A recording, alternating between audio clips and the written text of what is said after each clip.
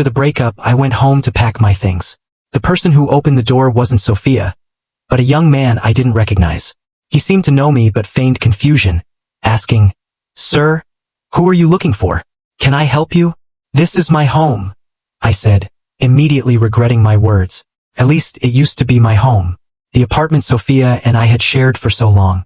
I never imagined that right after our breakup, she'd bring another man home, acting like he owned the place. "Didn't Sophia tell you I'd be coming to collect my things today?" I asked. The man put on an act of sudden realization. "Oh, so you must be Mr. Brown? I mean Liam?" He smiled, his words laden with hidden meaning. "You know, since Sophia woke up, her memory hasn't been great. It's normal for her to forget some unimportant things." I nodded silently and walked past him into the apartment. Suddenly, I heard a familiar voice. "Maybe it used to be your home, but it's not anymore." I turned to see Sophia standing with her arms crossed. "Mr. Brown, even though I've forgotten many things, please have some self-awareness. When you're packing, don't try to take anything that doesn't belong to you." Her attitude was completely indifferent, as if she really had lost her memory. But I knew this was all an act. Why bother? If she no longer had feelings for me, she could have just asked for a breakup. I would have left on my own without any fuss. Why put on this amnesia charade, making everything between us seem so disgraceful? This wasn't just humiliating me.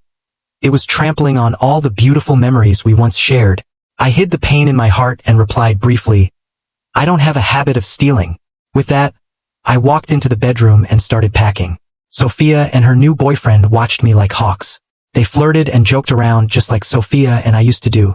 She used to cling to me, acting cute, as if she couldn't bear to be apart from me for a second. Now she was doing the same with someone else. I didn't have many things, just a few clothes and some daily necessities. Amidst the heavy, sour emotions, I finished packing quickly. I stood up and asked Sophia, "Mississippi Garcia, do you need to check my things?" She didn't say anything, just waved her hand dismissively, as if shooing me away. I picked up my suitcase and walked straight out the door. The cold door closed behind me.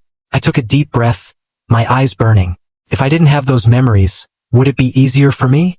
I took out my phone, hesitated for a moment, and finally dialed the doctor's number. "I've made up my mind. I'll come to the hospital soon to discuss the surgery plan."